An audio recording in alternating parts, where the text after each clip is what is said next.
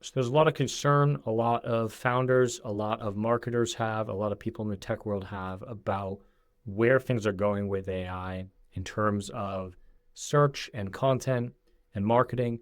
There's a lot of unknowns, and I think that's what scares people. And they don't really know what to invest in, which is another issue. So I want to break down a few points and see if I can reach some sort of conclusion on it in this next little bit of time. So join me as we talk about this subject and look at how the user is changing how they search for things and how you need to prepare as somebody who's trying to get the word out about your product or service. So definitely AI is a great tool for the creator. However, I think there's a misconception here that's quickly being revealed, because the fact is that it's a race to the bottom, or it's a race to the common. Recently, I heard that Google even was starting to penalize AI content, something people thought would happen. Now it's happening, and it just makes sense, because here's the thing is, it's not that AI content is a problem, because sometimes AI content can still give you a decent result. Just speaking objectively from like the perspective of the human reader. I'm not even talking about the algorithm or anything here. But the thing is if you're using just AI to create content, whatever result you're getting, a human using AI just trying to find the answer to a question is going to be able to get a better result. What do I mean by that? So let's say that you're making an article about stock footage, and you have a stock footage library, and you have an app, and that's what you sell, and there's a video editing program in there, and you want to create content for your audience. So if that's what you're doing, and I used to work for a company like this, so I know a little bit about this. If that's what you're doing, then let's say you are creating content for like how to make a YouTube video, and that's your content, because you use some keyword research, you know people are asking the question, and you want to make that piece of content. Now, if you were to use AI to write that, it would write like a fairly okay overview of like how to do that. But here's the thing. If I'm a user of AI, or I just want to know the answer to that, and I want to get started with YouTube, first of all, I can easily ask that question in my AI. Now I can chat with the results and get a better result. If I'm a quality user, if I know how to use AI well, I'm going to write a more nuanced question. So I'm going to write something like, hey, ChatGPT, I have just an iPhone, and it's just me and my buddy, and we don't have any studio space or anything, and we're not really sure what topic to write about, but we want to make a YouTube channel. What do you suggest? And it's going to give me some personalized recommendations, and then I'm going to be able to guide it. Wait, no, I really wanted to know more about what kind of gear to buy. Or no, I really want to just have like a starting point of like how to grow my channel. How do I even set up a YouTube channel?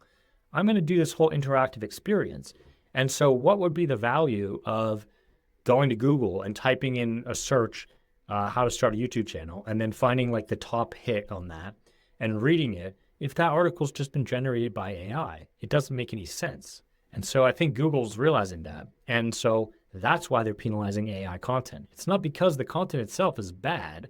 It's just that it's useless in this up and coming age where everyone's familiar with how to use AI tools to search. So that's why you can't really rely on just AI content. Now, here's the other thing is when you're creating content, there are still so many ways to stand out. And what's happening more and more is a lot of content can be generated by anybody and can be generated by the user themselves, like I just demonstrated, using their AI tool. But where you stand out, whoever you are, is in anything you can do that's differentiated. So unique and differentiated thinking that's, not only contrarian, but unique and differentiated. Unique insight that you can package that's not generic, that is based on your experience, that is more actionable or more authoritative or more based on your expertise, that you can package in such a way to give a more quality information for the user. And this could be even something more specific So even in that YouTube example I mentioned, like if you're going to do, for example, something along the lines of like how to start a YouTube channel for under $1,000, your complete guide from A to Z, where you're going to teach them how to actually set up the channel, what gear to buy, how to write your first script, and maybe some motivation to get going, and maybe you're going to link out to other places. That could still be more valuable than somebody using AI because you're speeding up their learning process. Because now they're learning from you as an expert, you've packaged it very precisely for them, and you're delivering to them. Especially, they might sometimes not know exactly which question to ask. And so you as an expert can help guide that. Now, along those lines, you can imagine, people using AI perhaps even, or using Google or whatever, to do a search like that could arrive at your result because of the personalization that these tools know about the individual searcher. So what I mean by that is in the example I just mentioned, if you've been talking, if you're a user now, you're a customer now, and you've been talking to your AI about starting this YouTube channel, and they now know a lot about you, which is where we're headed, that they're going to know about you. And then you type in, hey, you got any quick tips on my YouTube channel? It's going to direct you towards information that's in line with all the other things it already knows about you. And so it's going to direct you towards, for example, that article. If it knows that your budget's under $1,000, if it knows you're just starting out, if it knows the resources that you're constrained by, you're going to come to that article because it's specific and the AI knows it's specific. Now, this raises a whole bunch of other questions that I'll get into, which is like, how do you actually get your content seen now? Because AI is just going to scrape that article you made, right? And then feed the insight from it to the user. And a couple points on that. So first of all, yes, that will happen. So you could write amazing articles only to have AI scrape that content and now deliver your unique insight to the individual that's searching. And now you don't get that traffic. So that can be a problem. However, I think it's potentially not as big of a problem as you think if you're truly making expert content for the end user in mind that's differentiated. What AI is going to be doing is the same thing Google's doing now, which is a kind of weird way to say it because it's redundant because Google's using AI already to do this, but they're discovering who's an expert on which subjects. And so if you're creating a lot of expert content about a particular subject and you demonstrate credibility and knowledge in that area, then the AI is going to be likewise taking your insight and information, and it's going to be evaluating that you're an expert on these subjects. And so this person, who's, you have to kind of back up for a second and think about everything from the perspective of sort of three layers, which is like, you have a person trying to find information. You have a person trying to make a purchase or be aligned with an expert or learn from an expert, find a teacher, whatever they're trying to do as an action. So they're trying to learn. At some point, they're trying to take an action. And in the middle, you have AI trying to sort out, where to direct them and what information to give them. And so that's always been the way things exist, right? At least since the information age where people would consume free information and then later make a purchase decision, right? So at least until from the age of the internet, that's how things worked, is if I want to buy a car, I do some research, I find a lot of information about a car, and then eventually I look for who should I buy this from, and then I go towards that individual. And so I would contend that if you're making quality expert content, it may be that you're actually better off these days because what's going to happen is the AI is going to recognize your expertise, right? So as long as you're making unique, differentiated content that's packaged properly, that gives good insight to the user, you're going to do really, really well. So that brings to the question of what is unique, differentiated content? Well, one way to do this is video, because video you can have an intent and deliver to an audience and in a way that resonates with them and in a way that's very difficult for AI to reproduce. So like a short answer to this question is like anything AI can do, you either don't want to do at all, or like you want to add information into, you want to add expert opinion into. Otherwise, it's kind of a wasted effort, and it might help you short term. It might hurt you long term. It's hard to say. What I mean by that is like you might get boosts on rankings if you just pump out a bunch of AI content. You might get some boosts on rankings short term, but it seems like that's dying very quickly. And it might hurt you long term because you might get literally penalized by Google or AI platforms who see you as a place that pumps out AI content. And it might be harder for you to then salvage that later on and prove to these AI programs, no, I really do have differentiated expert material.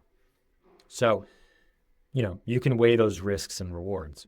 But long term, definitely, anything the AI can do well, either don't do it or make sure you're adding a lot of value to that, right? So it's fine if you want to generate an article like how to start a YouTube channel, and then you're going to read through it, and then you're going to make 5 short videos to embed at each paragraph or each section into that article that's going to help people, or add links that are going to help people, or even better, you're going to go in and actually modify it a little bit to add some expert opinion, and also to add personality as well, like real personality where you're actually talking to a user and guiding them. And that's super, super valuable. And it's still very hard for AI to exactly replicate that. So that's ultimately, where you need to be. And so in some ways, it's actually never been a better time than any to actually be creating content. If you're creating good content, and if you have a system that allows you to surface the expertise and personality of the people behind the scenes in your business and bring those to the forefront. And that's something that a lot of companies don't have. And that's something also as a startup company, if you're a startup, in some ways you have an advantage for a couple reasons. One, because it's easier to build that into your culture from the start than to try to do it later on down the road. Much, much easier. Bigger companies can have all sorts of legal issues, cultural issues with doing that. And number 2, people have a little bit more forgiveness for being rough around the edges when you're starting out, right? We see this even like, we've seen big brands be mocked online for writing their copy with AI in a way that not only wouldn't gain as much exposure and traction, but also just wouldn't be as big of a story if you're a startup. Because it's like, yeah, so what? Look, I'm trying to grow. I'm the young rebel here taking on the world.